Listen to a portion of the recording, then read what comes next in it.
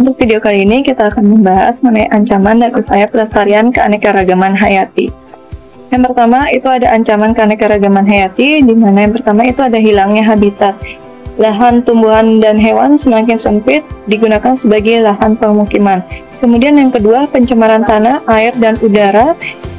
Untuk zat pencemarnya itu adalah produk buangan yang dihasilkan oleh aktivitas manusia sehingga mengganggu keseimbangan rantai makanan dan ekosistem. Kemudian yang ketiga itu ada perubahan iklim. Pada pencemaran CO2 itu dapat menyebabkan efek rumah kaca sehingga suhu bumi meningkat dan kutub es mencair. Kemudian dengan adanya kutub es mencair ini, air laut pun menjadi naik. Dengan fenomena ini membuat perubahan struktur dan fungsi ekosistem laut. Kemudian ada eksploitasi tanaman dan hewan. Dengan adanya eksploitasi secara berlebihan ini dapat menyebabkan punahnya spesies. Kelima, adanya spesies pendatang.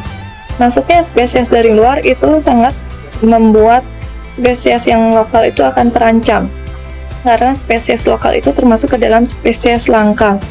Kemudian yang keenam, industrialisasi pertanian dan hutan. Contohnya itu ada pertanian monokultur yang menurunkan keanekaragaman tingkat spesies.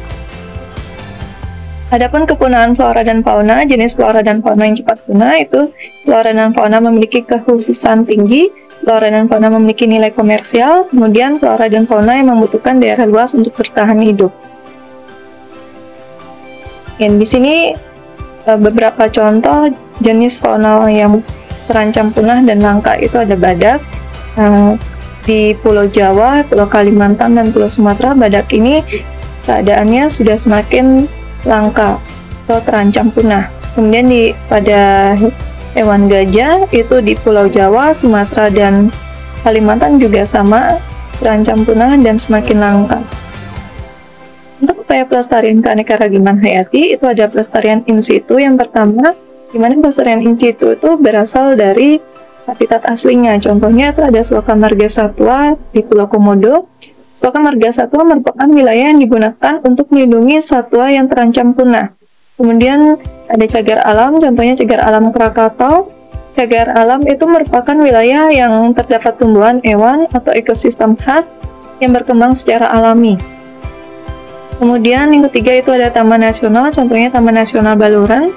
Taman Nasional merupakan kawasan terhadap tumbuhan, hewan, dan ekosistem yang khas. Ini sama seperti cagar alam, tetapi Taman Nasional itu dapat dikunjungi untuk seseorang mengadakan penelitian, kemudian tujuan untuk pendidikan dan rekreasi. Kemudian ada pelestarian ex situ, pelestarian yang di luar habitat aslinya. Contohnya itu ada kebun raya Bugul, taman safari di Bali, kemudian kebun binatang Ragunan. Demikian video pembahasan mengenai ancaman dan serta upaya pelestarian keanekaragaman hayati di Indonesia. Terima kasih.